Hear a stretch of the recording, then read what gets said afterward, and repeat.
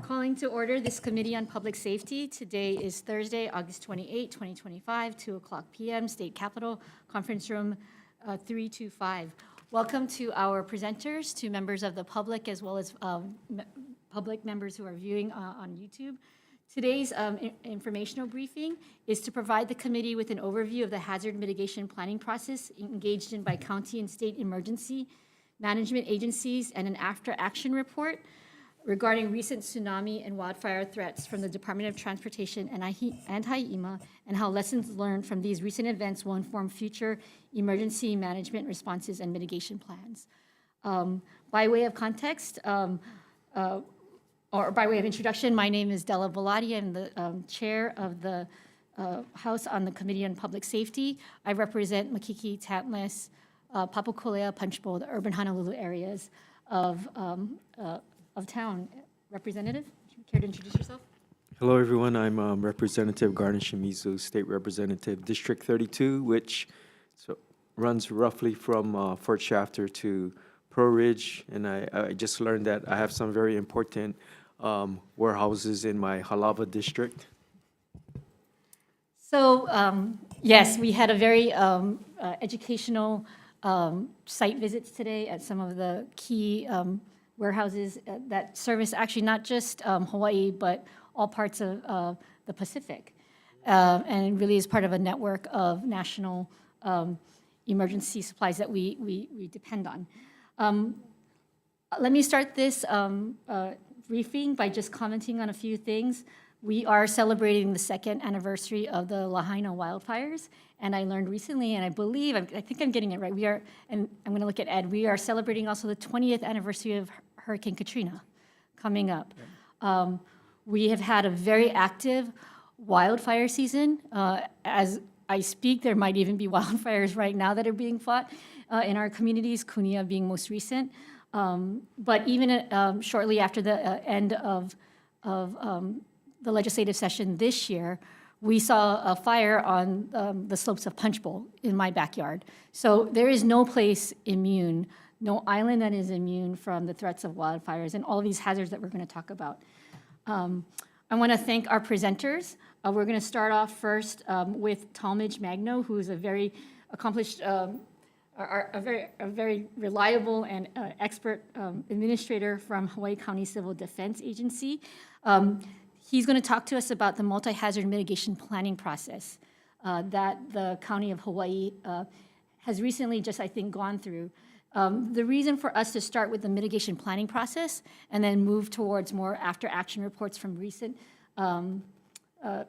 threats that we've experienced is because the process of disaster management, from mitigation, prevention, planning, response, recovery, and it's a process that's iterative. We are constantly learning, and the whole planning process is about us continuing to identify threats and assessing those threats, and then discovering ways in which, and making sure that we're prioritizing and addressing these threats in a systematic manner.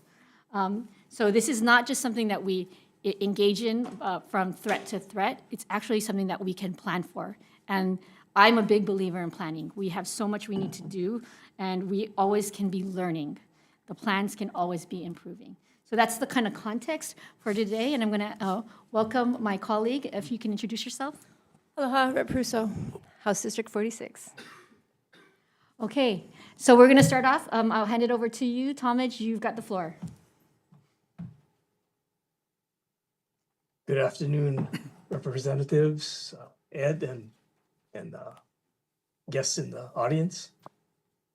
So thank you for the opportunity and great lead-in, Representative Bellotti, because as I present, and I'll start with the high level, because a lot of this has come from FEMA. And so I'll kind of start with that level and then break it down into where we get at the local level, the state and the county levels. You point out the previous occurrences of disasters that we have had. This year marks the 50th year of the Puna Coast earthquake, which generated a local tsunami, our last local tsunami that killed 2 people in the national park on Hawaii Island. That's always a threat that we have. both us in Maui and the entire state. But so remembering and planning according to lessons learned is always a big thing. And you see that FEMA has thought about this from a long time ago, from when the Stafford Act was created back in the 70s. So I'll share my screen and then we'll get going.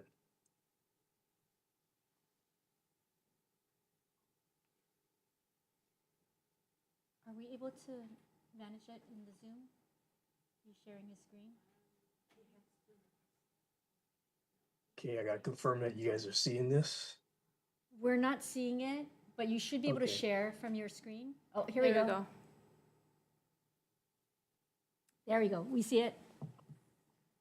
All right. Let's get to the right.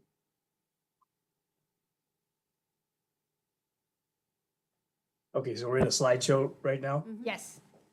Okay, perfect. So as I said, the hazard mitigation process started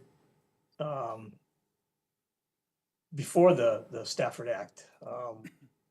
It was under some a different name and under the federal government, recognizing that the federal government had to organize, and many programs came out of it that were subsequently pushed out to the states, local governments, the tribal units, to help them to deal with disasters especially the recurring disasters. Let me back up. I kind of got ahead of myself. So I'm Talmadge Magno. I'm the Civil Defense Administrator for Hawaii County. I've been here about 9 years. Been through several big disasters, and subsequently I was exposed to a lot of the public assistance, individual assistance, and the hazardous mitigation process that the federal government has developed for us. So the hazard mitigation grant funding provides funding for all the entities that choose to partake in the hazard mitigation plan. So it's a 75-25 split. And the counties and the state will usually go and procure a vendor that will put together these documents. They are good for 5 years. So, I believe state emergency management, city and county, and Hawaii County are pretty much on the same time frame. So we've all gone through it within this past year, and we just got ours approved by FEMA. So you'll see that this document, this multi-hazard mitigation plan, has a lot of bearings on what goes forward as far as mitigating our hazards.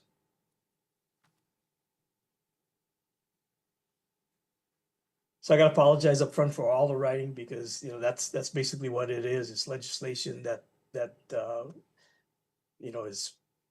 been developed and tweaked and continues on, and I'll just read from the slide here. So hazard mitigation planning reduces loss of life and property by minimizing the impact of disasters. It begins with state, tribal, and local governments identifying natural disaster risks and vulnerabilities that are common in their area. So pretty much statewide, we have a lot of commonality. Oahu, by its nature of its dense population and population, has significant differences from the other counties. And Hawaii County, we've got our own with the volcanoes and so forth. So, pretty much the same, but differences. So after identifying these risks, they develop long-term strategies for protecting people and property from these similar events. Mitigation plans are key to breaking the cycle of disaster damage and losses, kind of like what you led into.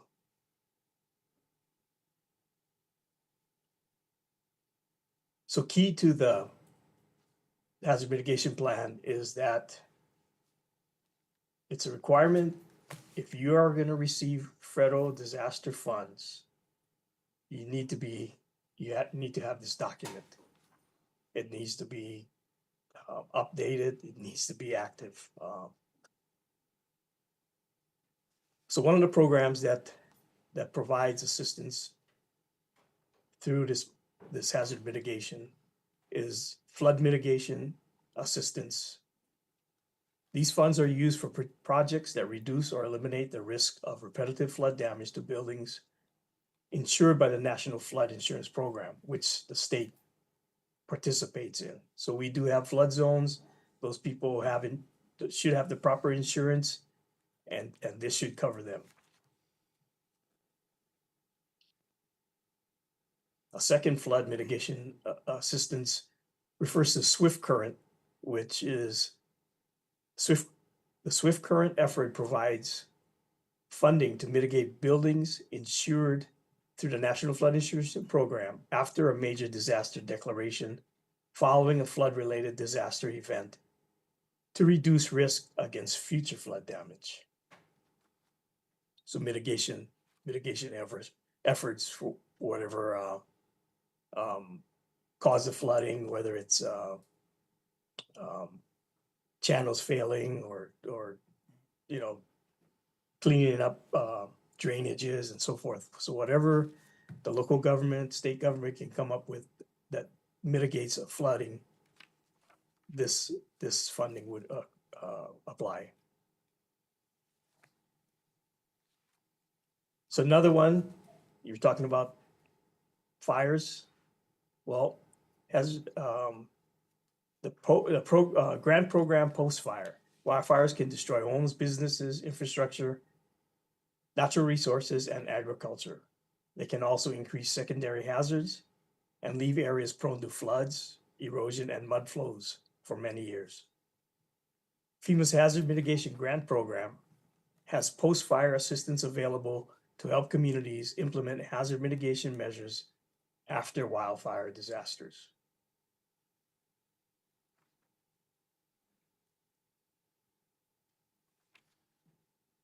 And the Pre-Disaster Mitigation, PDM, grant program makes federal funds available to state, local, tribal, and territorial governments to plan for and implement sustainable, cost-effective measures designed to reduce the risk to individuals and property from future natural hazards, while also reducing reliance on federal funding from future disasters. The program is authorized by Section 203 of the Stafford Act. This is another one, Safeguarding Tomorrow Revolving Loan Fund Program. I have not had experience with this, but it's a loan program authorized under Section 205 of the Stafford Act to provide capitalization grants to states and eligible federal recognized tribes, territories, and the District of Columbia to establish revolving loan funds that provide hazard mitigation assistance to local governments to reduce risk from the natural hazards. And the last one, which the Department of Land and Natural Resources participates in, National Dam Safety Program, provides vital support in the form of funding, technical assistance, and research for states and territories with enacted dam safety programs. FEMA has 2 annual funding opportunities: the Rehabilitation of High Hazard Potential Dams Grant Program and the National Dam Safety State Assistance Grant Program. So within all these grants, there's programs that have evolved and gone away as well, related to different criteria, whether it's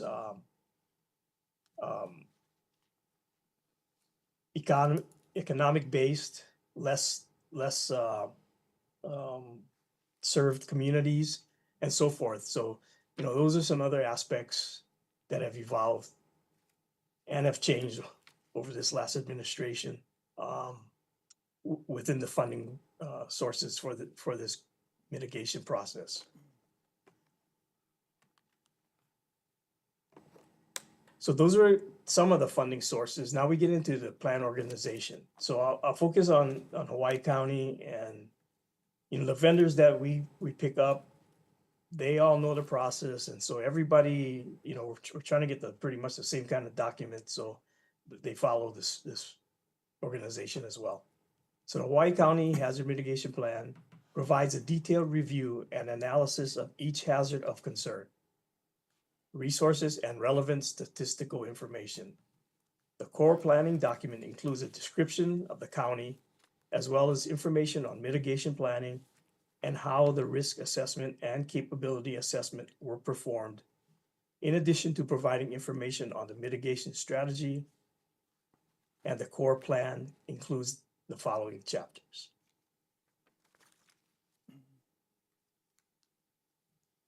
Part 1, the planning process and planning area. Planning process, a description of the plan, methodology,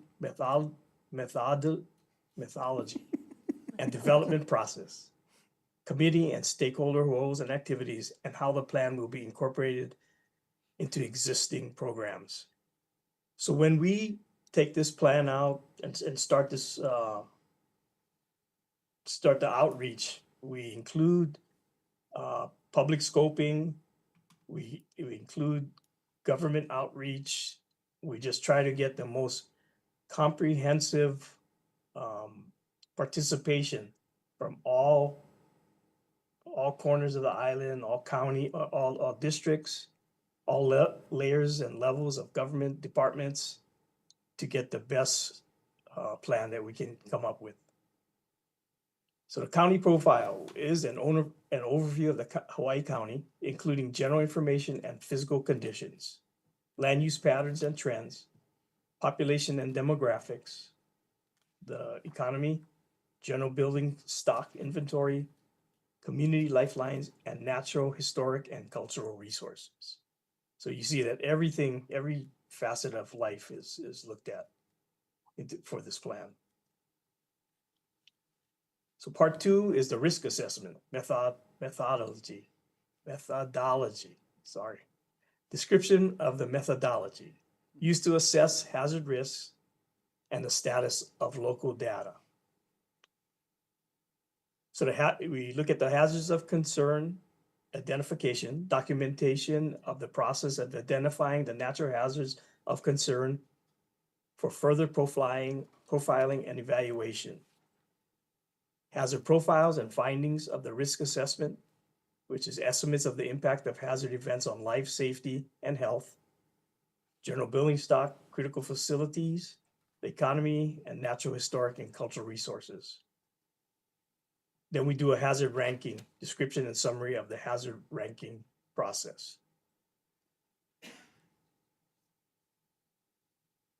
So for this, the hazard, the risk portion of it, we engage the subject matter experts. Like I mentioned, the flood, the dam safety, we engage DLNR on the dam situations on the island. We may have even talked to DOT highways about the roadways, the bridges. Definitely the volcanoes, we engage Hawaii Volcanoes Observatory. And they help us go through the documents as far as accuracy and making sure that the risk levels that we are determining are accurate. Part 3 is a capability assessment, which is a summary and description of the existing plan, programs, and regulatory mechanisms at all levels of government that support hazard mitigation within the county. I think what that is kind of saying is we don't just forego the 2020 and previous plans. We carry these plans on as far as what were the goals of the previous plan? Do they still carry over? Which in some cases we did carry over quite a few of the projects from the previous plan that were not completed.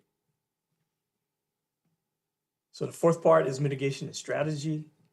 Information regarding the mitigation goals and objectives identified by the mitigation working group in response to priority hazards of concern and the process by which county and local mitigation strategies have been developed or updated. So the mitigation working group comes out to be the county departments. Planning is there. The key departments participate. The utilities participate. So they're all at the table to work and be part of this plan.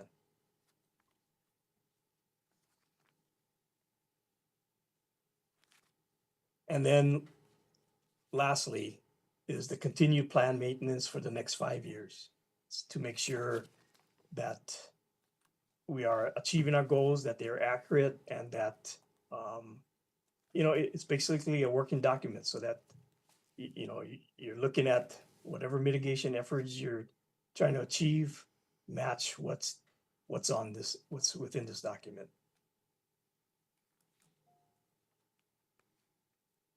So that's not the end yet. That's the end of my slides, but so the process basically, I kind of started that we go out and get a vendor. We organize the counties. Like I said, we come up with a working group. We start with the previous document, the previous multi-hazard mitigation plan, and work with that to stop sharing. Okay. So we work with the previous plan, 2020, and we use that to basically as our template to develop the 2025. The vendors, we engage with all our partners to do the update of the different hazards, the risks that we have to mitigate, and come up with our action plans and the projects. And then all that is going on while we do multiple public scoping to make sure that the community is engaged. So with that, then we get to the point where both FEMA and state emergency management have to sign off on the plan. So that goes back and forth for a while, and then once all the tweaks are done, we'll submit it finally to FEMA, who signed off on ours earlier this month, and I think the state is probably close to signing off on their portion of it. In a nutshell, basically that's how the mitigation plan is done. So let me just add a couple more things. It's a very robust program because you've come to me to ask about our multi-hazard mitigation program or plan, but there's actually a state hazard mitigation forum. So each county is represented, HI-EMA is represented. So, they kind of are the tip of the spear for the state, where changes in the program will come to them. They'll disperse that through the counties. So there's all these different levels of the mitigation program. For the counties, we have to go through the state. So, that's part of HI-EMA's responsibility. And so we work and coordinate together to make this program work. I guess what I'm saying is that HI-EMA is more the expert at the mitigation plan than we are in the counties. Oh, you're selling yourself short, Talmadge. Is this a good time to interject some questions? Absolutely. I'll warm up first, and then I'll turn it over to some of my colleagues, because I just want to get some baseline questions done. So this is a planning document that counties have to do in order to be able to qualify for federal funding. I just want to clarify that and make that clear. Yes. Okay, and then I really appreciate, I understand that HI-EMA has more probably statewide authority and a more higher view, but really, for emergency management planning purposes, the counties play such a critical role because each of you have to manage a different set of hazards. Is that a correct statement? Yeah, absolutely. So HI-EMA's role is to support the counties. We're on the ground, and we rely on the county departments, we rely on the state departments, all our partners to manage each of our counties. I guess HI-EMA is the administrator. And the kind of this clearinghouse. program. Yes. And I appreciate what you said about how you carry forward the planning and the mitigation goals from the previous plan. So when I look at the plan, and again, these are all different from county to county. So for our audience, Oahu just recently submitted their plan as well, and I think they're just a little bit ahead of you. Is that correct, Talmadge? Where they're going to be, it looks like theirs is going to be approved first, I believe. And you guys are right up next. Ours is approved by FEMA already. Oh, okay. So maybe we can find out the status of city and county. But I know that they too also had been going out with a process of informing the public about what they had recently passed. So back to that question about, or the point about how you carry things forward. In your plan, it was very interesting to me to see those pieces and mitigation actions where the status was unknown. The status of improvement was unknown. And I will say this, for the most part, everything that civil defense was doing, things were in progress, right? And I'm not holding you to I'm not pointing this out to, I don't want to shame anybody, but I just wanted to identify those because I think, for me, it's a little bit concerning, like the actions where the lead agency was fire, and the mitigation was to establish fire breaks around communities and along roadways. The status in the planning document says unknown, but I'm certain that things are happening. So can you speak to some of that? And before you even comment on that, I'm going to put state DOT a little bit on the hook. In the planning document, it says lead agency Hawaii State DOT, support agency Hawaii County, status unknown at the time of this plan, and the mitigation action was coordinate with the state to upgrade, retrofit Singing Bridge to address chronic coastal flooding and impacts from tsunami. Tsunami project, criticality of the DPW bridge to get retrofitted to prevent isolated populations. I point these out because I think this plan, it's a massive plan, right? And it's a 5-year plan over time. You're constantly updating it and addressing it with multiple agencies. And then funding changes, priorities change from 2020 to 2021, 22. So like these things that are unknown or progress, there doesn't seem to be reported progress. Do you pick these things up in the plan as you move forward?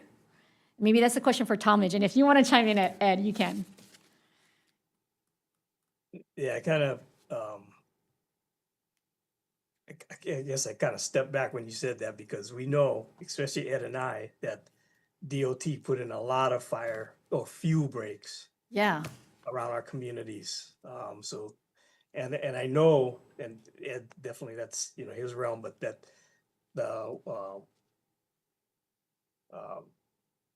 Singing Bridge, as we call it, is scheduled for major repairs coming up. That's why one of the projects that we have for our public works is a bridge further up on Wailuku River needs to be repaired or redone because that'll take the load when the Wailuku, the Singing Bridge, is being repaired. So it's kind of, we're trying to coordinate that. But work's been done. DOT's been working. Okay, I didn't mean to point out the holes in this draft plan. So, but I guess the point to be made is that these things are carried forward, and then in the planning document as you move forward, because as I view it, this mitigation planning document 2025 is a living document. It's something that you folks are constantly revisiting and reviewing year after year. Is that a correct statement, Talmadge? Yeah, like you said, in the work plan, we look at it every year. We review it every year for that 5-year period. Well, 4-year period, because in the fourth year, we start doing a revision. And maybe the last question before I turn it over to some of my colleagues. In the plan, there's a lot of references to funding opportunities. And this might be an unfair question to you, Talmadge, and so maybe when Director Barros is here, I'll ask him. But is there any indication that these funding programs have been cut under HR1, and that this exercise that we're undergoing, counties and state, which I applaud you for doing, you have to do it, because if the money is there, we need to be ready to draw down those monies.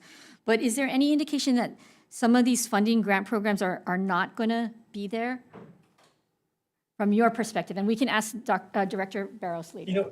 Initially, we were, concerned, but right now, we're moving ahead like things are still gonna be there. So, and we've seen already where maybe the review up in Washington's been done and things have been approved, but we see where some funding sources have been reestablished. And so, we're optimistic and moving forward. And I thank you guys for doing this, because if the funding source is open, we have to be ready, and all of these documents are not just about funding, it's also about communicating what is our priorities. And then one last question, I noticed that in the funding sections, there is some comments about how there's matches.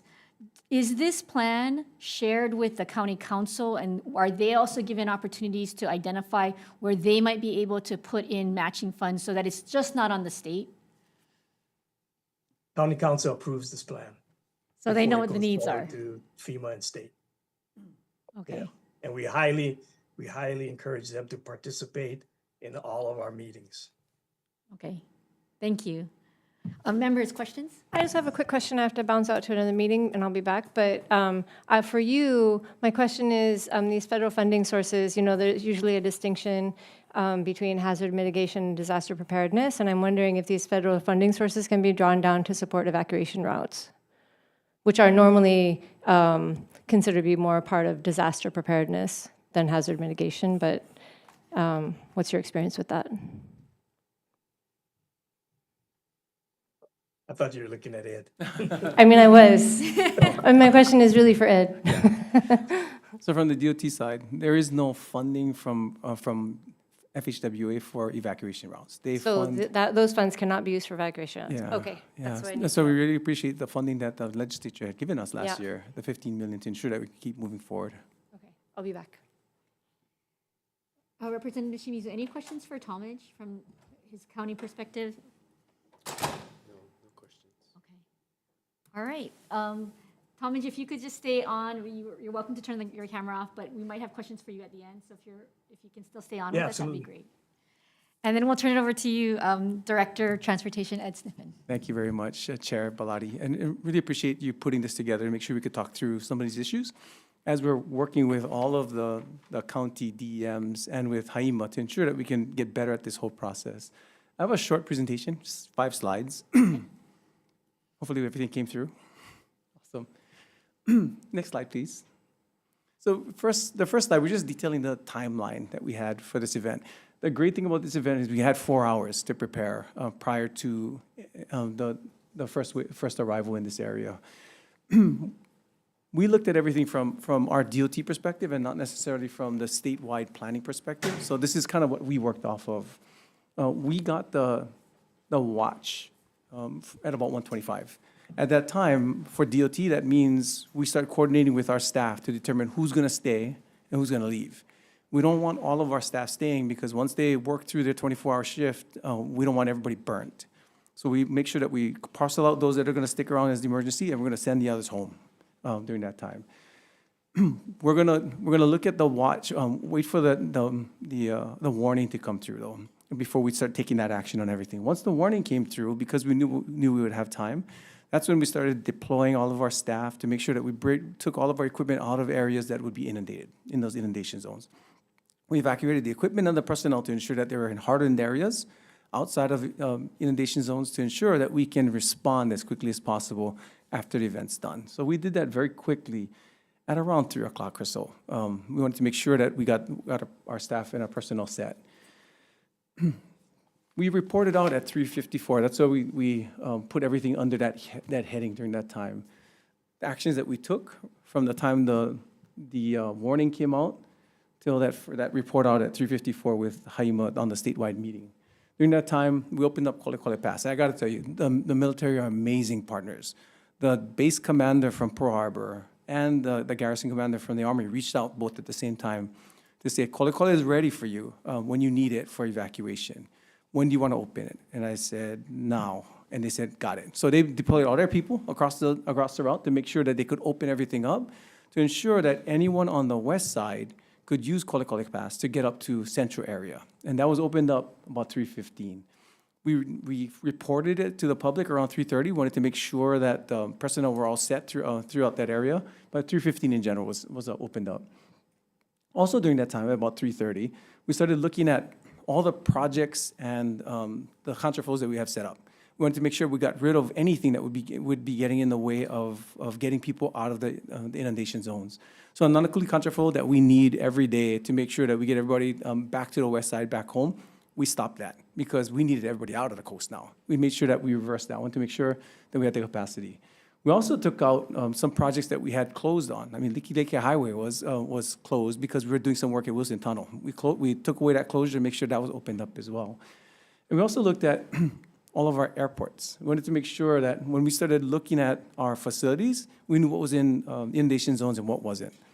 One of the big ones, and Talmadge is a great partner in this, is our Hilo Airport is the evacuation route for the Kelkaha community. So once an emergency is declared and that evacuation notice is given, that airport got to shut down. And that's one of the weaknesses that we have with some of the evacuation routes that we have out there. So all of our airports stayed open, except that one. We had to close that one down, and there's no operation there. Now, the airlines may elect not to operate at different airports, but we keep the airports open, though, in those areas. So that happened during that time frame as well. During that time, we started coordinating with the Coast Guard. They're going to give us their port condition process throughout. And at some point, if a tsunami is coming, they're going to kick everybody out, make sure that port is protected from the potential of ships doing damage to facilities if storm conditions arise.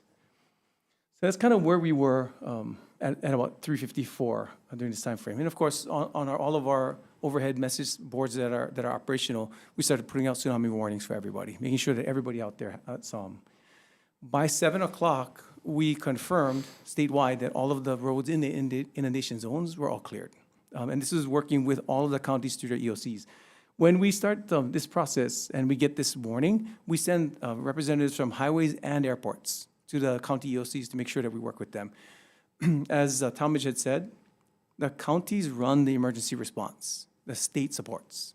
So we make sure that we're at the EOC so we can coordinate with them with all of our resources. We let them know where everybody's at and what we can do to assist in different areas. It doesn't matter if we're assisting on state or county roads or private property.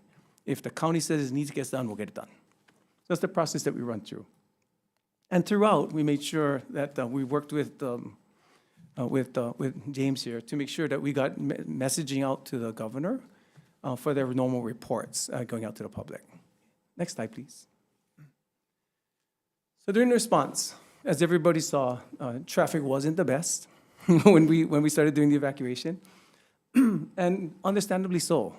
I mean, during this time frame, when we got to the 3 o'clock time frame, that's we starting up our PM peak traffic already. Add to that a group of people who normally wouldn't be on the road during the evacuations, and you know that the local streets are all going to be inundated with traffic. So congestion was big. If you got onto the freeway traffic wasn't bad. It starts getting bad when you start getting to the off ramps because the local streets were congested. And again, rightfully so. We had people moving in different areas that they normally wouldn't at that time. So when we started looking at how the evacuation occurred, for the next time, this is going to be as part of our report and part of our discussions with HI-EMA, we're going to make sure that our communications to the public are timely. We're going to make sure that before we start pulling the trigger on everybody leave the office, we're going to be looking at which intersections do we have to have police or flagmen, or in some cases military, to ensure that we can start flushing traffic through. If we had that in place before traffic built up, it would be a lot easier for us to push traffic through those areas regardless of what the lights say. At the JTMC, they were controlling signals to the extent possible, but we don't have access to all the signals from there. If we had people at different locations, it would have been a lot smoother. Still would have been traffic, but a lot smoother. We also going to make sure that for the public, there's an understanding of what all the alerts mean. I don't know that everybody understands what a watch or alert or a warning means from their perspectives. And we'll get more information out to the public so they understand that. I'm sorry, an advisory.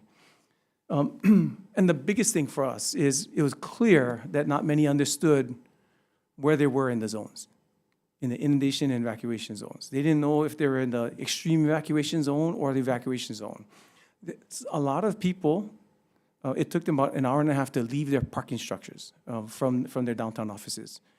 And they could have just went upstairs in a hardened structure, and they would have been evacuated. They would have been in high ground already. In some cases, in Waikiki, many could have just walked 3 blocks away. It would have taken them 10 minutes, and they would have been fine. But they jumped in their vehicle and it added to the traffic in those areas. So for us, a lot of these things got to be clarified to the public to ensure everybody understands where they are. One of the things, if you had tried to jump on the state or city websites to look at the zones during that time, you wouldn't be able to get on. The sites were overloaded. But there's, what are they called, stills or whatever it is, PDFs, a site where there's PDFs available that's really easy to get to. We got to get more information out there to everybody so that they can pre-look at it before events occur, get a general understanding of where they are, where they live, and where they work, but also during event, make sure that there's access to that too. Okay, so those are the things that we saw from the public response. Next slide, please. Some of the lessons we took from this, and this is all in all modes when we're considering. We at the airport considered that over our PA system, we're announcing things that were impacting flights. And we assumed that if everybody's coming to the airport, they would have understood what was happening outside. What we didn't do was give enough information to those who are landing at the airport or deciding, you know what, I'm just going to leave already, so that they would understand the instances that they're going to be getting out to or the situation they'll be getting out to if they leave the airport area. So a couple of adjustments that we're making over there. We're making sure that we have PA announcements that are as necessary throughout. As I said, we have airport personnel at the EOCs. So they're updated on everything the counties and the state has to offer. We can provide that to those that are at the airport as well. We'll make sure that all the TVs and all the boards that are out there have one of the local stations running to ensure that because they're reporting 24/7, everybody can see what's going on in the airport itself, making sure that that messaging is always out there. We want to make sure that everybody understands what a refuge area means. When there was one of the airlines sent their people home, so people on Kauai couldn't check through that airlines and get into the terminal. Terminal was secured because TSA was still working, so they couldn't get through, they couldn't get ticketed.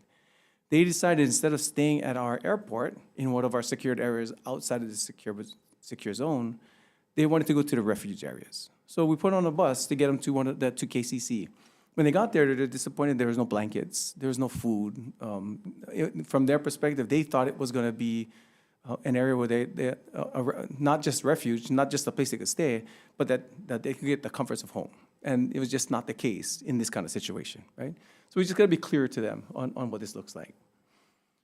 On the highways evacuation side, we got to make sure that if you don't have to evacuate, you're not moving. You stay where you are. So we got to get that message out to everybody. We also got to let them know in a situation like this with a tsunami, no need to buy gas, no need to go get toilet paper, no get beer. I mean, no need any of that stuff at this time.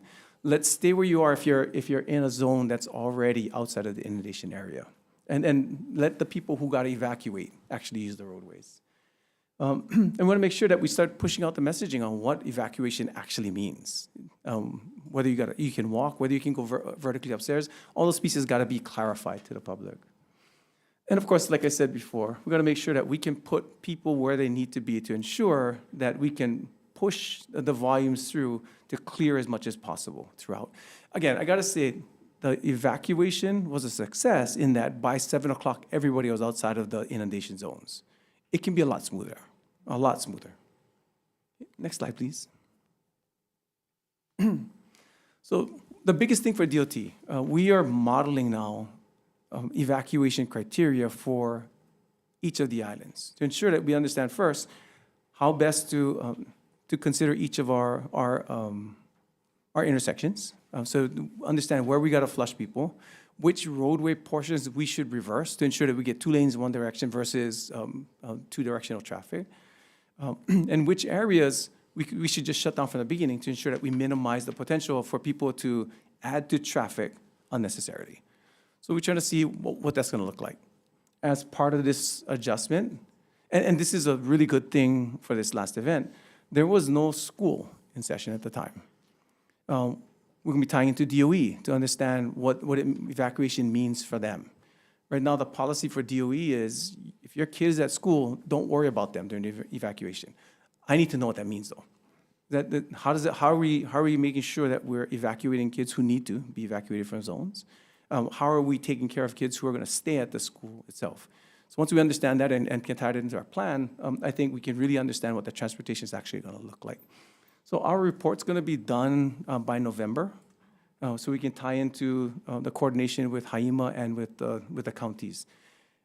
As I said, we can kind of consider what everything's going to look like, but we want to model it to ensure first how we can make the roadways more efficient, and if there are areas with single accesses, what emergency access points do we need to add for situations like this, for like wildfires and the like. Okay, so that'll be done in November. Next slide, please. And the last slide is for wildfire.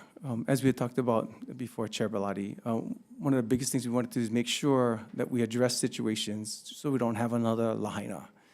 One of the biggest things we could do, we know that there's communities right now that have single accesses in and out.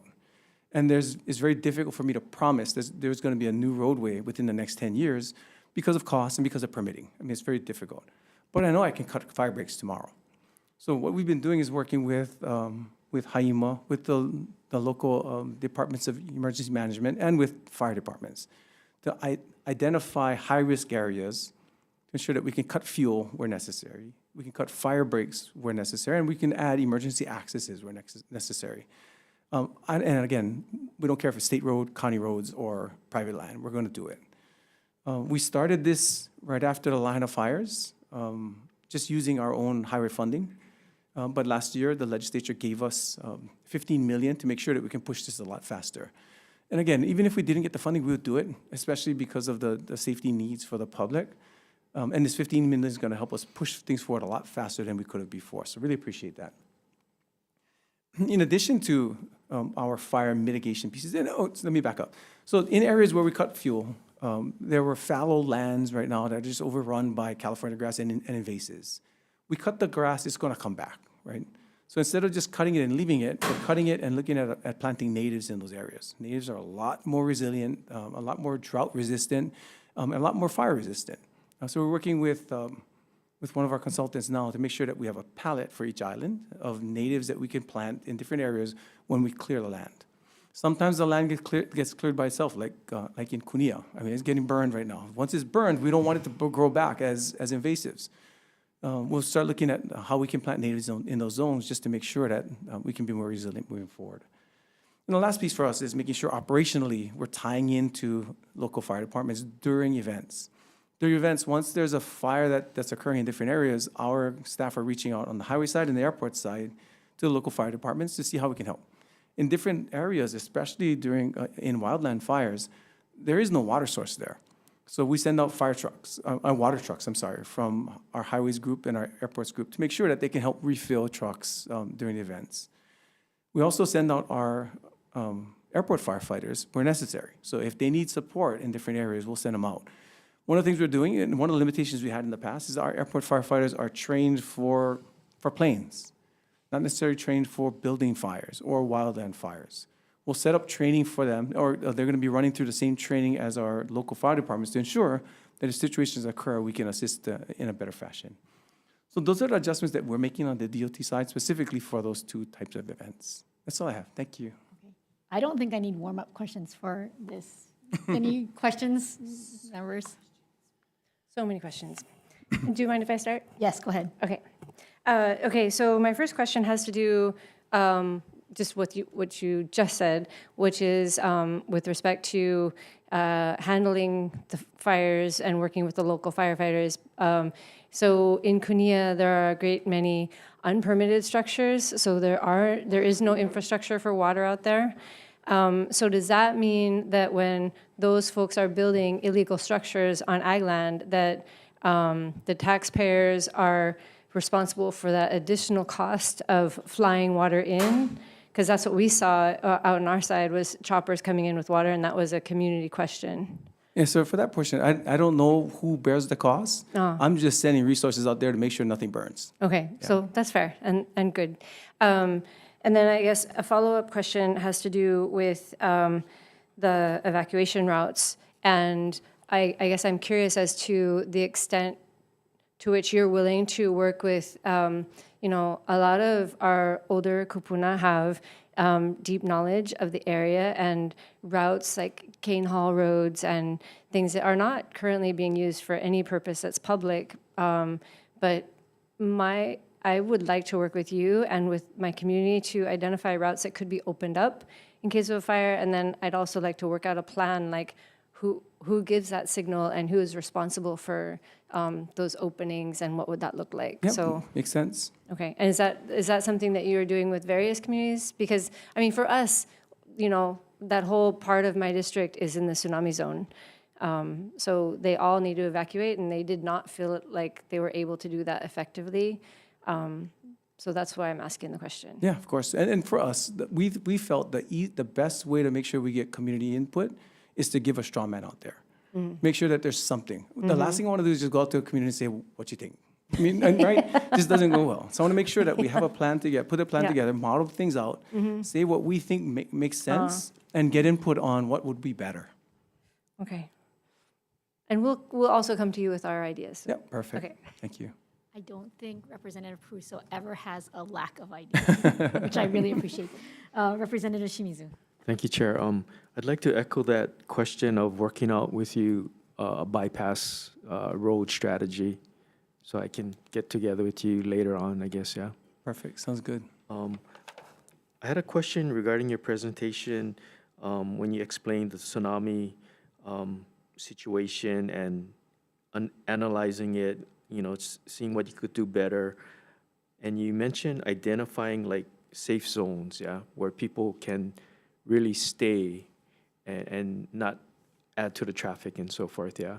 So once you identify that, I guess that message has to go out to educate the people, and also the roads, yeah. You mentioned maybe even shutting down some roads or contraflowing some road patterns, because I guess the public needs to know that in advance, otherwise they're not gonna know what to do, yeah. I guess that's part of the plan then, yeah. Oh, absolutely. I think Yeah. overall, on the safe zones, I think HI-EMA and the DEMs did a really good job of showing on mapping which areas are in evacuation zones and which ones are not. But like anything else, right? If this is not a daily thing, it's very difficult for us to get across to the know. public that you gotta know this. You gotta know you living in the inundation zone or not. Because it shows very clearly on the maps, if you're out of this area, you're good.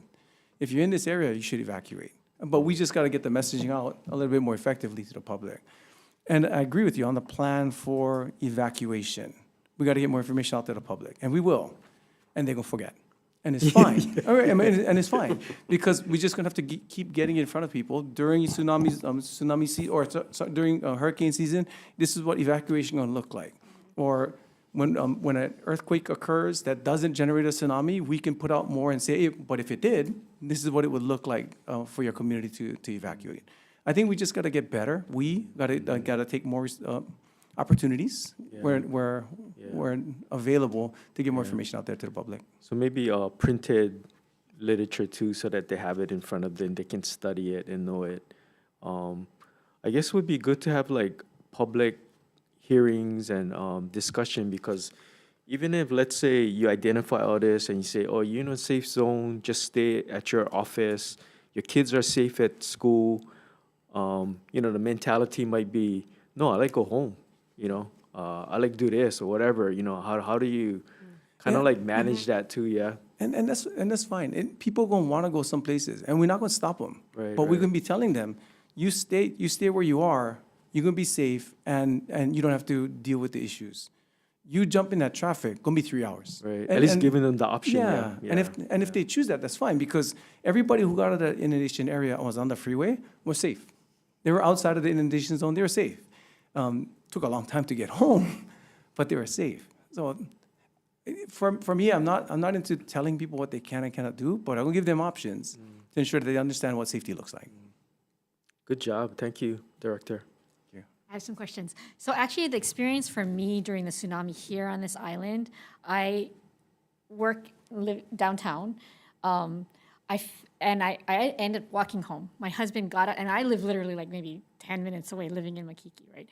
He got out and was stuck, and at some point I was like, I'm just gonna start walking home, and you start driving home. I almost got home the same time that he got home. And as I was walking and I'm looking and watching people doing what they were doing, I actually was really proud of our community because even though people were stuck in traffic, people were moving with aloha and trying to get out. But I did feel like I feel like we were responding to a hurricane versus a tsunami, and people didn't really know the difference, right? I had a coworker who, outside of my window, I can see the harbor. She was still at the office, and we were getting calls from other people who said, I'm in a car. I left an hour ago, and I'm just like by Halekuila. And so it was like, I called her and said, you just go upstairs. And so I think that communication and education is really important because we have been conditioned and learned about how to respond to hurricanes for so long. I totally agree with you. And that it's just different. And so now that we know that there's more threats, we have to figure out that communication. Totally agree. And I would echo your sentiment to the public. During that time that people were evacuating, some of those commutes were 3.5 hours. But we didn't get any reports of road rage, nobody getting out and yelling at each other, nobody beeping horns to tell somebody to get out of the way. Everything was as polite as possible given the situation. Yeah. And I will say, I was talking with Representative Cruz, and I said, because she was stuck in traffic, I said, just come to my house. I can see the traffic, and everything's like gridlocked, so just come to my house. She was okay, and she got home late.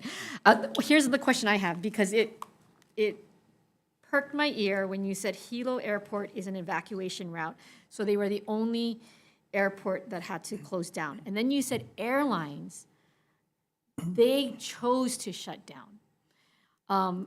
And I just remember, because right after the tsunami, a number of legislators were in Boston for the National Conference for State Legislatures. I was talking to some transportation people there, and they were just like, what happened at the airport? And these are folks who design airports, and they were saying people were stuck in the airport parking lot for hours.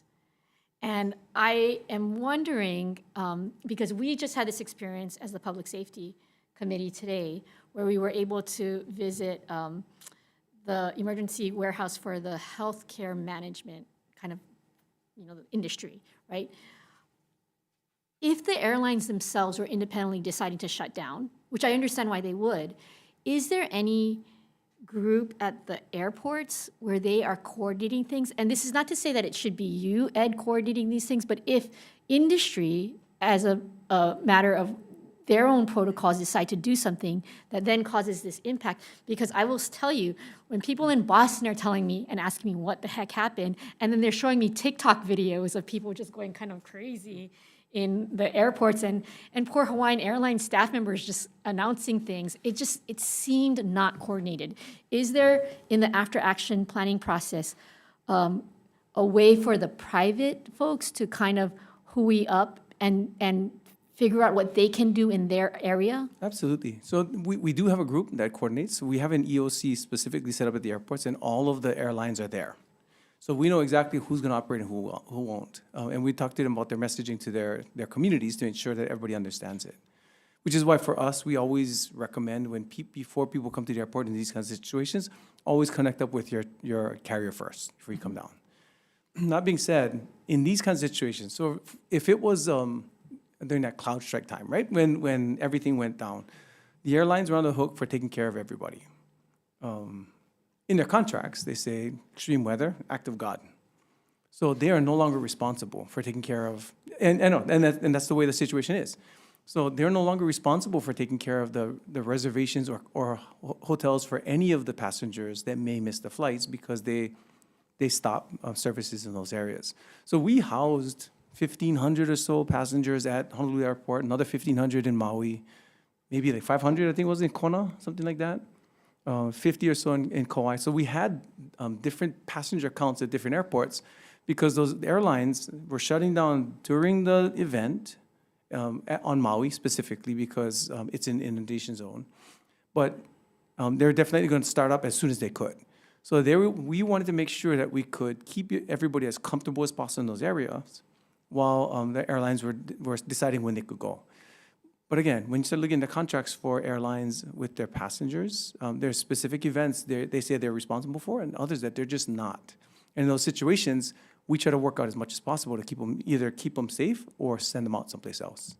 I guess then, just to kind of push back a little bit on that, I mean, I will assert that I think we can do things a little differently, and while it's outside of their contract, I mean, just for operational purposes, and for goodness sake, some of those airlines looked really bad in the way that they were handling it. So it's actually in their interest to have some sort of coordinated response. And maybe that's not something, I don't know what best airport practices are, but is there other places where that kind of like just, I'm going to decide to do this and then I'm going to go and then operate independently? Is there any best practice out there where we see airport users coordinating in the event? Even though I get it, they're not going to be liable, right? Best practices for these is to make sure that if the airlines are going to start up operations after the event's done, we try to keep everybody as comfortable as possible in the terminal so they can leave as soon as possible. That's the best practice. So we worked with the airlines who have also been good partners in setting up some supplies to make sure that if we do have events like this, we can bring them out and keep everybody comfortable. So water, snacks, and things like that. A lot of airlines put stuff out. When I say they're not responsible, they're not going to put you in a hotel. Yeah. No, of course right, stuff like that. But they did have their staff there. There's only one airline that pulled all their people and sent them home. And I'm not going to say who, but most of the airlines kept their people there to make sure that they could keep their passengers as comfortable as possible given the situation. Mm-hmm. And maybe the other thing is that maybe it's difficult to coordinate a very tight response, but that communications that you said, that you talked about having certain communications, making sure that the airport automatically started putting out local news, and then making sure all of that was unified. That's maybe another place where it could have alleviated some of the problems we saw. Absolutely. And those are discussions we had already to make sure that for the next event, it's already set. Questions? A quick follow-up question around the fire and tsunami evacuation routes. So, as you know, most of Wahiawa is surrounded by the military. And I was wondering if we develop an arrangement with, the Army where we can use some of their roads to evacuate, do I need to have you in those meetings? I Yes. do. Okay. Yes. Just curious. I mean, it's hard to coordinate sometimes. Yeah, So no, and Rachel's awesome. Yeah, So she Rachel is. Yeah. and Sam Rachel at Army and Sam at the Navy, amazing partners, and they're Yeah. looking for ways that they can reach out and help the community. And I'll say during the Kunia fires, Rachel sent up 2 Chinooks to help with Yeah. water drops in those Yeah, yeah. areas, just to make Yeah. sure we could help put out the fires in those areas and keep the fire from cresting to potentially get to the leeward coast. So those are the Chinooks that my community saw. So Yeah. those So, are the so we had 5 aircraft in that area, 5, right?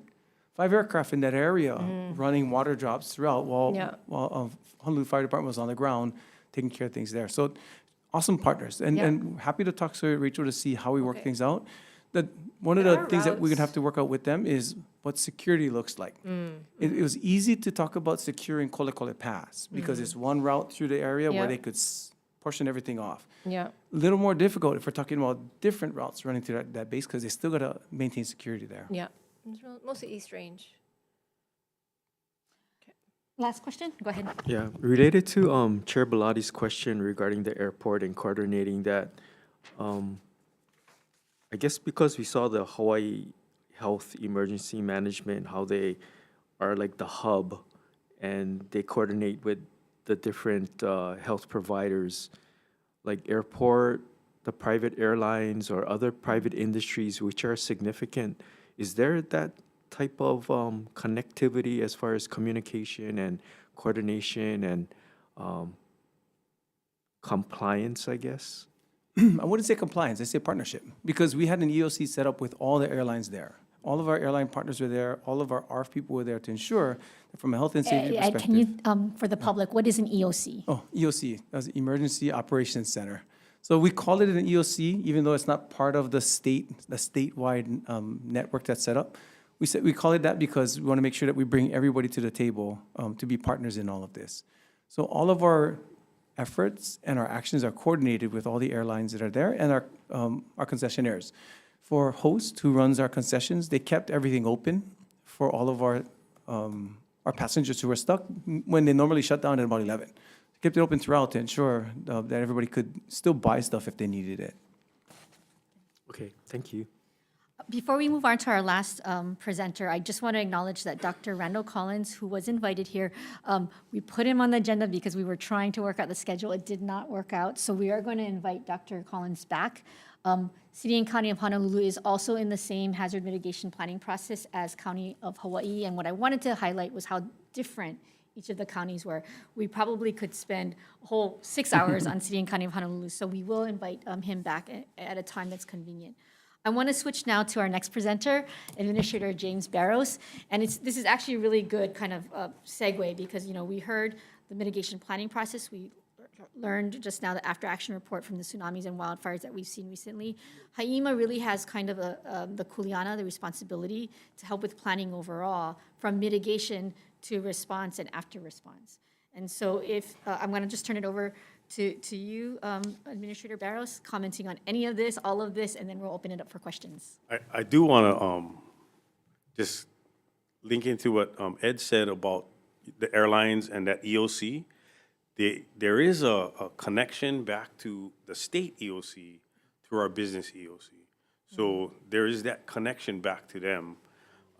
We got to strengthen that connectivity because we saw what the airlines decides impacts emergency managers. And so we want to make sure that line of communication is open. And we understand that from Department of Transportation and the airlines. So sorry, Chair, I was a little bit late. I was had lunch with the consulate from Japan as we're having conversations on our shared hazards and how we can learn from each other. And I think that's one of the first points I want to make to the committee is that Hawaii's in a unique position where when we look at our hazards, we got all of them. They're all listed. Every one of those hazards we got. And we share it with our island nations throughout the Pacific. So one of the visions that we have for HI-EMA is that Hawaii becomes the center of excellence for emergency management in the Pacific, where we're bringing people together to learn from one another, to learn what kind of strategies worked in the response, in the recovery phase. You know, like this morning when I said Guam doesn't want tents, and to hear that from, you know, their administrator going, here's what we're trying to get to for sheltering or for temporary housing. And American Samoa and what they did for tsunamis and how they prepared after their tsunami, what are they looking at? They did, for them, it was a real aggressive strategy for tsunami education, and they used a lot of the elementary school kids for tsunami education. 2 years ago, we started our Tsunami Ambassador program, which our first group we took was from St. Louis. We took some, yes, sir. We took them to the Big Island, to the Pacific Tsunami Warning Center, and educated them on tsunami. And the idea is that we take students to the Pacific Tsunami Warning Center, learn from the experts up there. If you haven't gone to that museum, you have to go to Hilo and see that museum.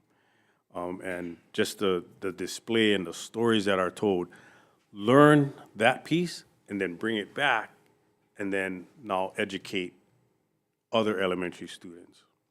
So we're working on that. So the Tsunami Ambassador is one of our programs. The partnership that Ed spoke about, that has to be throughout the emergency management enterprise. And everyone in state, private sector, nonprofits, communities, they gotta really believe that they are part of our enterprise, that they're an extension of what emergency management is in Hawaii. And that's kind of my second point. For me, on day one, from the day I took this job, I understood the center of gravity for Hawaii is in our communities. And strengthening our communities has been number one. It hasn't been easy. It's been a struggle to get this concept out there, that it's the individual communities that will make a difference, that will make us stronger. The tsunami evacuation, the maps, that's a neighborhood understanding of it, right? One of our employees, their neighbor came out and said, "Hey, are we in an evacuation zone?" And he's like, "No, stay where you are." So getting that education, I agree with everything Ed said about our messaging and educating the public. But now, as we have these pockets of strong communities that understand that can share that are looking in their neighborhoods for the vulnerable population. We talked about this morning with the healthcare, that vulnerable population. You guys brought up AARP this morning. That's one of the groups that John Vieira, my community guy, had several meetings with and has some follow-up meetings on how are we identifying and how are we servicing them. It's got to be a neighborhood solution. It's got to be a community, a kako effort on our vulnerable population. I know Talmadge talked about mitigation, and the county and DEM will talk about mitigation. The mitigation, and I'll say we haven't done a good job in the state as far as mitigation. We're getting better. I think as we leverage the green fee and be able to tap into some of that money to really address some of the risks that are out there. When I look at the projects, the 34 projects that were put into FEMA, we made every deadline to FEMA. We got it in the bucket on the deadline, so we're good. It's all in review right now. 34 projects are in review with FEMA. That'll leverage that $300 million that's available to the state for mitigation. I'm very happy. I'm very proud of the 34 projects that went in, because it will address our ability in that response phase and in that recovery phase. So it strengthens our state. How much? 340 million. You said 340? It's about 340 million. Yes, sir. This is under what FEMA program? It's under the hazard mitigation. Okay. It's the hazard mitigation 404. So it's the funds that become available after a disaster. And because of the nature of Lahaina's fire, it just opened up that much more money. Prior to that, we didn't have that kind of funds available through FEMA projects. So it was smaller projects that we were doing. And even with COVID, we were only able to get 2 projects under the COVID mitigation. So this disaster that hit the state of Hawaii opened up that kind of funding for us for mitigation. Can I ask that, it's the Hazard Mitigation Grant Program? Yes. It's a 75-25% match. Yes. And then, this was a question I asked Talmadge earlier, but really it's a question for you. Are we seeing threats to that funding in the federal funding budget process now? Or is that line secure? Right now, I'm an optimist. From what the signals we're getting, the hazard mitigation is safe. That's not on the table. That FEMA 404 funding. Yeah, if I could add, anytime I went up to DC, the two things that were constant so far, funding for infrastructure and funding for emergencies were not touched. There were always discussions about limitations in different areas, or from the Trump administration's perspective, going back to the base law, but nothing talking about removing those funding amounts for states.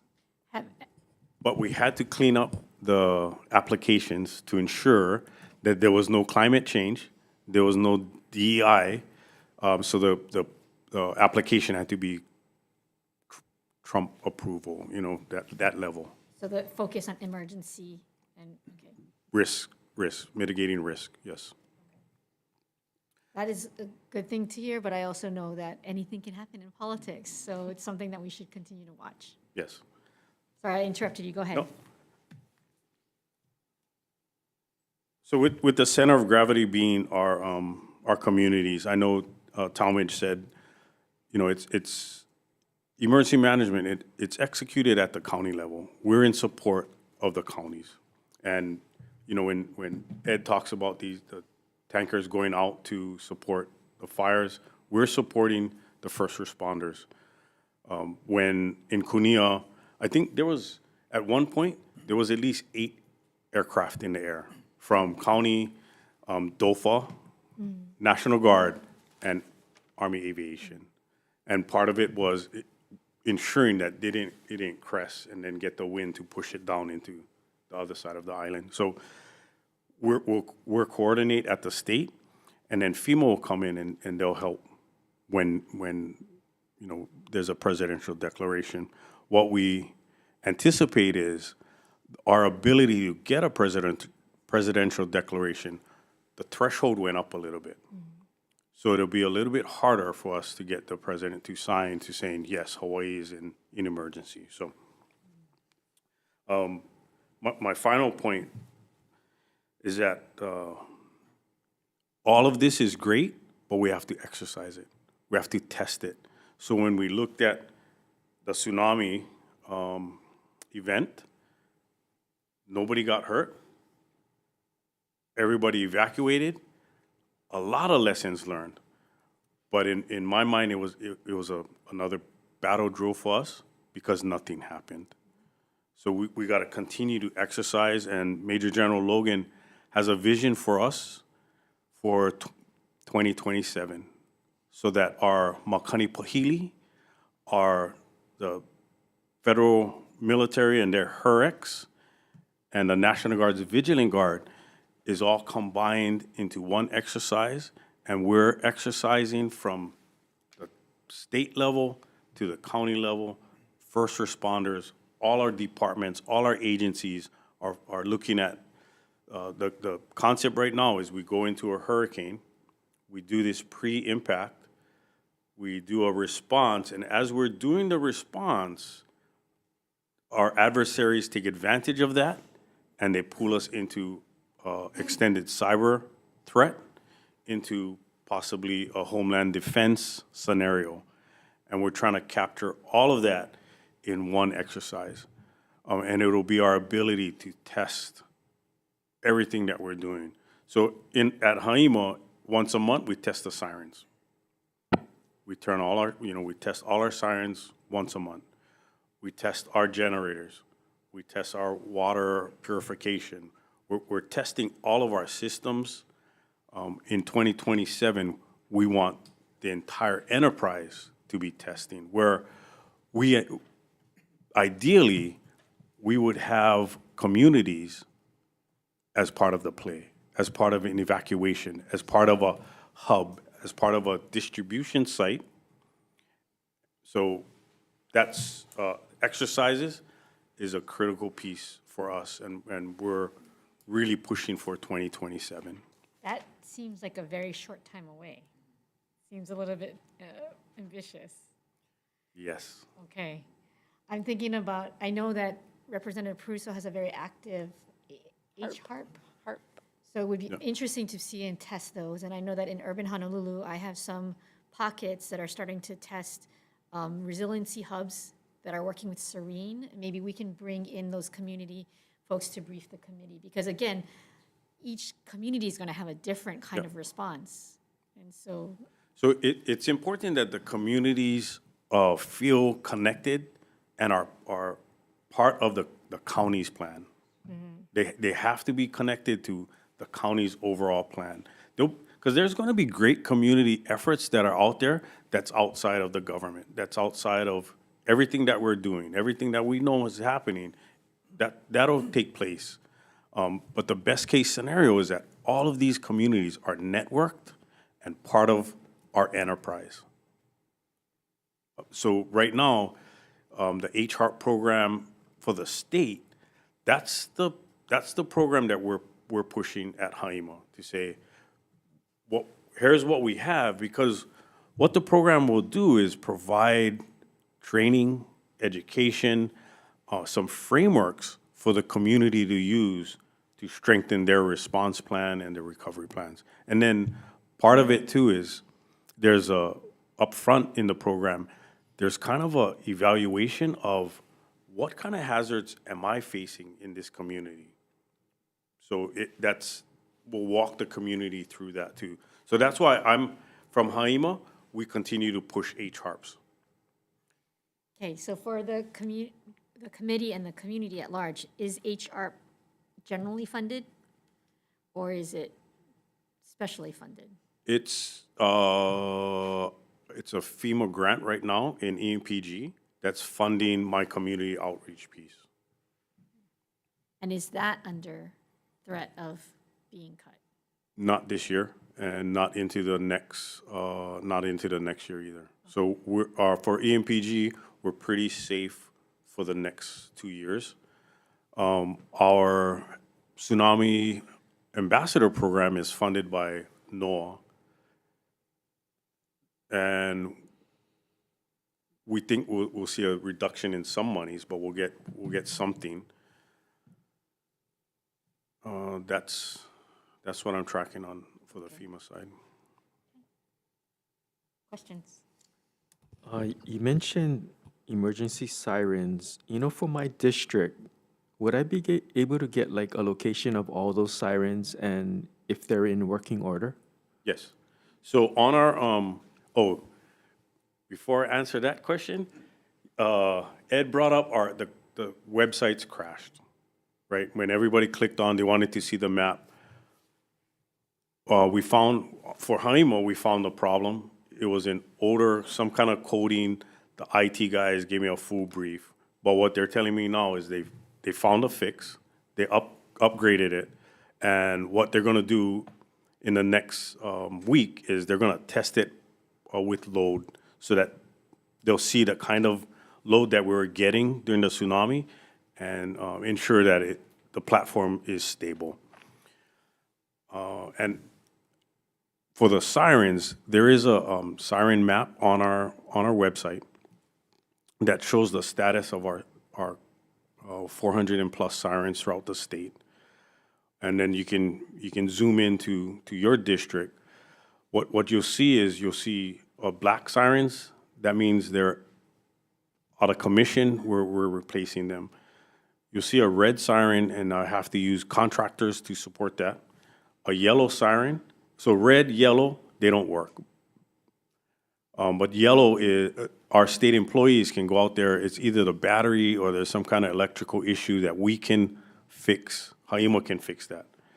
The red, my technicians cannot fix, and we leverage contractors. And then, of course, green. But right now, currently, when you go onto our site, you look at the map, it's a very static map. It's off of the data that we got on 1 August. So we're going to test again next week, and then we'll update with the status. I have a young man that tells me he will have a dynamic map for me very soon. And I'm waiting for him to give me the briefing on the map. But it'll be, as the technicians fix it, as the contractors fix it, and we accept it, they can automatically turn green from using an app. So right now, you'll just see the status of our August test. And when you look at Oahu, for example, you'll see, I think, 8 yellow sirens. They were all fixed already. today, they're green, but on the map, they show yellow. And then when we do the next test, other ones are gonna turn yellow. So this information is on this website, you're saying? Yes, sir. Okay. Go Then, Oh, sorry, follow up. and I'm then- sorry. Is there like a general flow chart that shows all the different players and how they connect? Layers for what? For The our participants? enterprise, Yeah, I mean, whether it's FEMA, HI-EMA, DOD, civil defense, mayors, governor, you know, yes. just to get an understanding. Yeah, I can send you, there's a couple slides that will show this. And one of the slides in particular will show you where the EOCs sit and where the incident commander and that flow of information.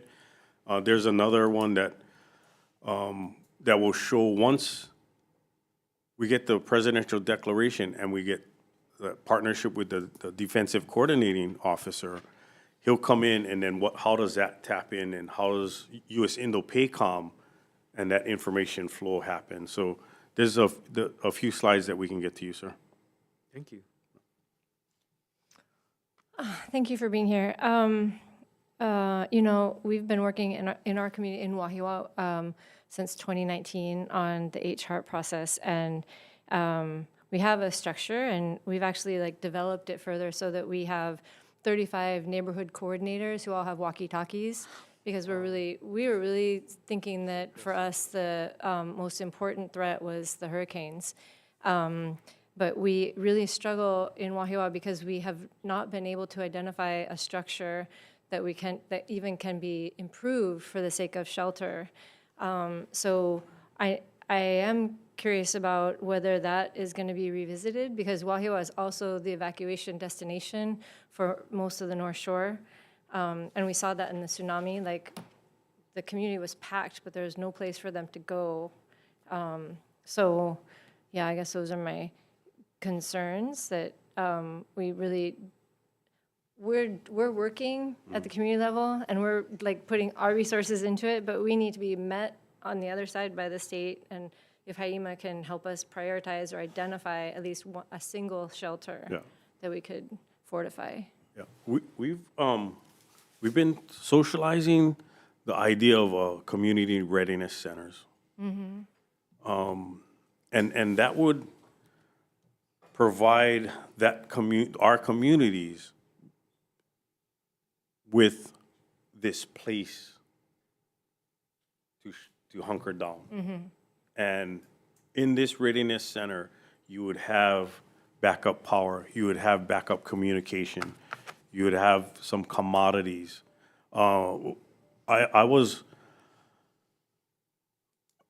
I think that's how we show from the state our investment in the community, into this enterprise. But at the same time, you know, I say from HI-EMA, we're looking at HARPs. So if a community is not a HARP, then the way we're looking at it is, I cannot spend money on that. You're doing great stuff, I love it. But in order for you to get a readiness center, you have to be a valid HARP with the state. So that's kind of how we're That's shaping helpful it. for us. That's how we're Right. shaping it, yeah. Okay. I guess, just a clarifying question, by these community readiness centers, how are they different from resilience hubs? They'll look and smell the same. Okay. But they're- what with the messaging, what we wanted, it'll be a resiliency hub, right? It'll withstand a hurricane. Okay, so it will withstand a hurricane? Yes. Okay, Yes. that was my main question. Yes, yes. But the messaging is, it's a readiness center. We're trying to build readiness in the community. Okay, And then when you ask ready for what? Well, everything, everything, that whole Yeah. list of risks that we're facing. great, thank you. Yes, go ahead. Thank you, Chair. You know, in my community, we were surrounded in some areas by military, similar, and, you know, there's vegetation that is dry, fire hazard, trying to communicate with state fire marshal or the military contacts to manage that. You have any suggestions for that? It really is a conversation with HI-EMA can have with the state fire marshal and our defensive coordinating officer. Yeah, so we can pull the right people into that conversation. So I can be in contact with you then? Yes, sir. Thank you, James.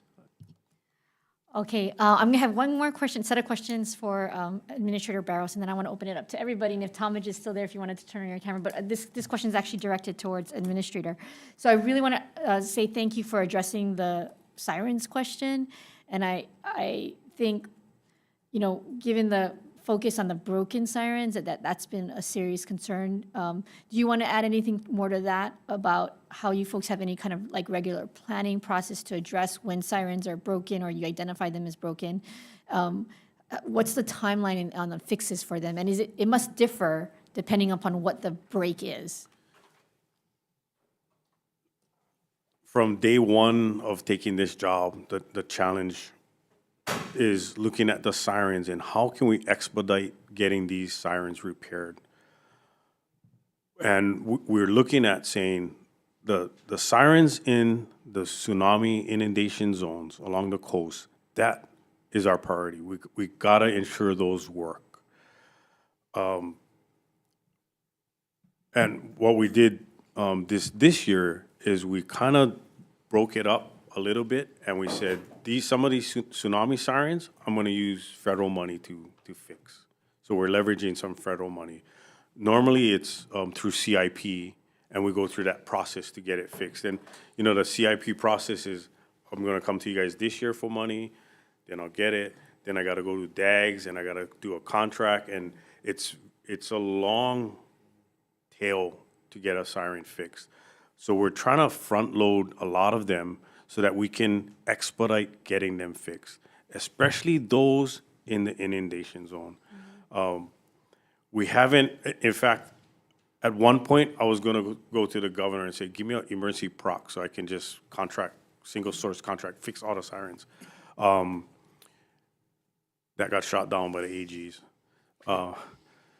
So we're going through the process, and we're working with DAGs so that we can front load those sirens that we need fixed in the inundation zone.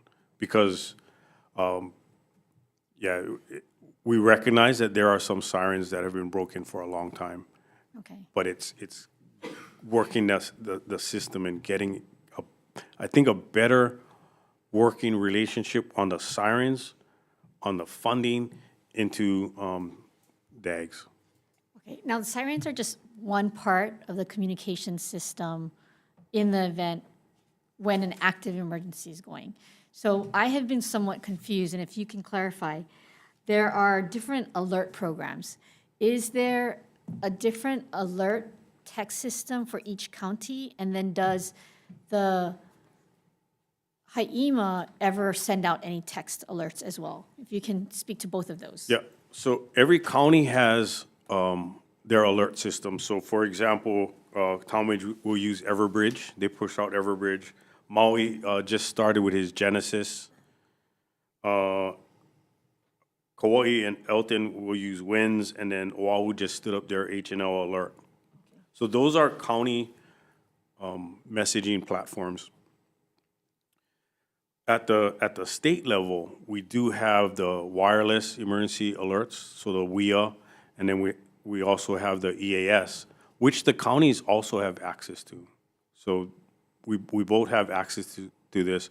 So what happened during the tsunami was the state warning point pushed out the WIA and the EAS. So the messaging that came out on the TV and to your cell phone was from the state warning point. And then the counties would follow up from their platform just to their population, their messaging. And then, so we use these systems. What we also used during the tsunami was the Civil Air Patrol. Knowing that some of our sirens were broken on the coastline, we have a standing agreement with the Civil Air Patrol that during the tsunami, they would go out and use their aircraft, fly along the coastline, and make announcements off the loudspeakers that we're in a warning and they need to evacuate. So for the text alerts, I can recall on the recent wildfire, when it was hitting Nanakuli, I was sitting in traffic and my phone went off. It wasn't Honolulu alerts, I think, or was it? Was it for wildfires that were happening in Representative Keela's district? I would have to go back and look at what went out. Okay. Yeah. Because, and so is the advice to all residents in the state, one, you need to sign up for your county alerts? Yes. And then do you have to sign up for WIA and EAS, or is that automatic? No, that'll be automatic, but the county ones you have to go in and sign up for. Okay. Okay. And then, I guess that's what it was sort of interesting as I watched some of the wildfires that were occurring out in Waianae and the Leeward Coast. And this goes to communication, right? We weren't getting a lot of text messages, and I was concerned about, family and friends out there. And then, honestly, the most messaging was coming from representatives and senators and council members who are on their social media. And I applaud them. I applaud those representatives for doing all that. But is there not a better way to have gotten more information out? And that might not be a fair question to you. Maybe that is a question to each county's emergency management department. Well, part of it too is, like for Maui's Genesis, if there's a fire here and you're in the zones, you'll get the message. If you live over here, you're not going to get the message. So with their platforms, they can geofence and just put the message out to those folks. Okay, well, then I'll need to check with my colleagues because I felt like they were the ones sending out the messages. And maybe we were geofenced out of it, but I will tell you, I think some of my colleagues are concerned that there's not enough communication in their own districts and they got to go out there and give them information themselves. And I just think that's commendable, but also just not, Okay. It didn't seem like there was enough information going out about the wildfires at the time, but Okay. I could be wrong. As Chair Bellotti was mentioning the text alerts, the thought came to me is you're driving and, you're not supposed to be looking at your phone, so the text comes out. So is there maybe a audio or something that it would just state the warning, audio, so you don't have to look at your phone when you're driving? Right? You're not supposed to do that, right? Don't do that. I wasn't looking at it, it buzzed and it just shook and I was like, what's going on? And I was in the middle of traffic, I'm like, whoa, okay. So most of the new cars, if you have your wireless connected to the system, will come out over the radio. It'll read the text for you. I don't know if everybody has that kind of system set up. You can set your phones up for that too. Can I ask about the WIA and the EAS? I understand that is that a collaboration with private industry to get that information out as well? No, it's part of the FEMA program, so it's a nationwide program. Okay, Yeah. but doesn't it involve radio and TV? Yep. So what you see on your phone will pop up on TV and radio? The banner that goes across. Okay. Yeah. Okay, and how, do we test those systems as well, those alert systems? You'll get every first of the month when we run the siren, the EAS will go off, and you'll see that on there. Yeah. Okay, I want to open up to questions to any of the three. Yes, Talmadge? Uh-oh, you're lucky you're not going to have any questions. Maybe Representative, well, so if there's no further questions, I guess one last question, and this kind of I want to make the connection between the mitigation planning and current planning and moving forward. So the counties have submitted their mitigation plans to FEMA and they've been approved? What's the status of that, Director? or I can Administrator? see exactly where the counties are. I think DM they did the joint review, and that one is signed. Kauai, it wasn't up yet. I think Maui's getting close, and I'm not sure where Hawaii. I gotta go look exactly. FEMA signed ours. We're in the pipeline. Okay, and then because we had this site visit with FEMA, one of the last asks, so I'm going to ask you here, sorry, Administrator, like, they really were emphasizing the need for communication and testing and exercising. I forget what he called it, running like crisis management exercises. Is that something, and that we had all the right people around in this site visit. Is that in alignment? Let me back up. What he was asking and saying is that we're in this planning process now, and that we have this opportunity because there are some new things that they now have at here, and how do we upload that also? We all know, we all have the same understanding of what's here, and then how do we test that? I think that's what he was asking us. So is that going to be in alignment, that kind of coordination, reassessment, analyzing and then prioritizing? Is that all going to be part of this 2027 kind of one exercise thing that you want to do? Yes, so right now, we're going through our initial review for our catastrophic plan. That's with- it, the catastrophic plan. With FEMA. Actually, not with FEMA yet. But we just got word that FEMA Region 9 did get funding for them to support during the calendar year of 2026, for us to review the entire plan. So right now, what we'll do is, we're doing our initial look at it. We'll sit down with them probably around February to start that process and go through our entire CAT plan, or catastrophic plan, For the entire state? for the entire All state. counties? Yes. Okay. And then what we want to do is, we want to take what we do in 26 in that catastrophic plan and now exercise it in 2027. And then after 2027, we see, okay, maybe this worked, this didn't work, we need to add this. So we're trying to kind of just continue the loop with the planning. Okay. Can and just because it was mentioned that you want to see the community be part of this kind of exercise process. Yes. That, I don't know if FEMA has it in its capabilities to kind of figure out ways to integrate more community-based things. But if we can do that, I think that would be a strength. I'm not looking to FEMA to integrate them. It's the state will. Well, We we will. integrate them, but then when we exercise, Yep. then we exercise with the community, because like if, again, the more we practice as a Yep. community, the better we get, and then, we help more people Yep. in the event of an emergency.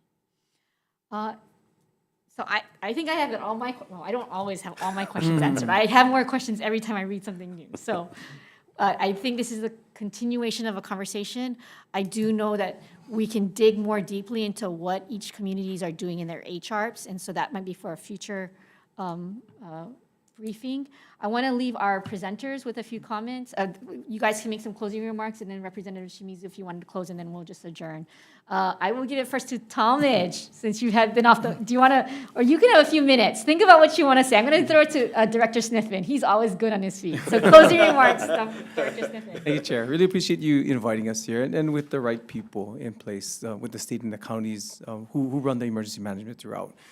For me, my closing remarks would be to the public. Really appreciate first the love that was shown during the evacuation during that time. I cannot understate how amazing that was, that we didn't have any incidents, accidents, crashes, or road rages during that time. It was absolutely amazing. And I would also ask the community to start making sure that they're part of this planning process. We all got to have our own plans. As a family, we got to know where we're going to be meeting, where we're going to be evacuating to, so we can make sure that we can trust that we're going to see each other again in those areas. And we're going to be helping you. We're making sure that on the state side, we're setting our plans to ensure that you can be incorporating it in. So I'm looking forward to working with this committee, with the legislature, and with the community to ensure that we get to that plan. Thank you. Thank you. I'm going to turn it to Administrator Magno now, and then we'll conclude with Administrator Barros. Well, thank you for the opportunity. This is good discussion, and good to listen to, the other administrators and directors as well. And they were spot on. As far as the tsunami, I think all of our objectives were met as far as getting people out. We got a lot of work to do on it, and it started already with our after action review. So, we'll get better on that. You can kind of see with the discussion that when I talked about the mitigation, how it ties into the discussion with the wildfire and the tsunamis here and all disasters that we look at. And I'll put a plug in, you know, our cycle basically here in Hawaii County, you're talking about tsunami awareness and so forth. April is Tsunami Awareness Month. You know, we talk about disasters all year long, but then at certain times of the year, January is Volcano Awareness Month. So we put a big focus on that to the public with Hawaii Volcano Observatory. We work that up.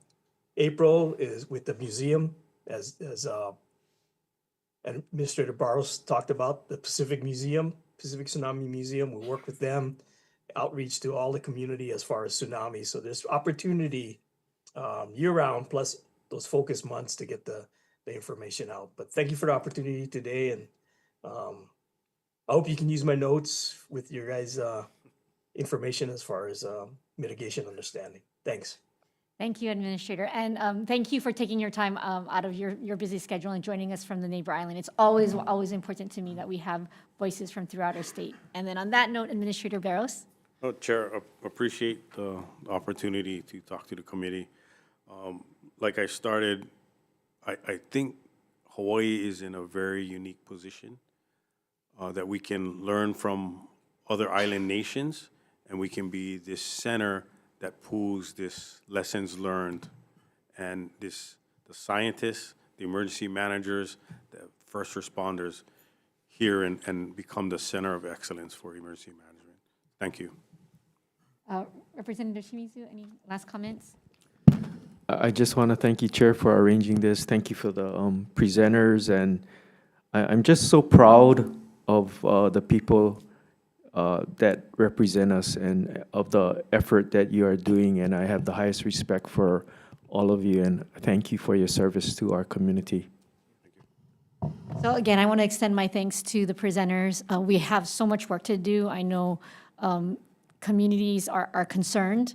They're worried about their families, and so I guess I would emphasize the message that we just have to keep practicing, preparing, and learning every time from some mistakes that might have been we experienced, understanding what areas are weak, and then how we can improve it. I really appreciate the more proactive nature of this because we have to get ahead of these kinds of emergencies.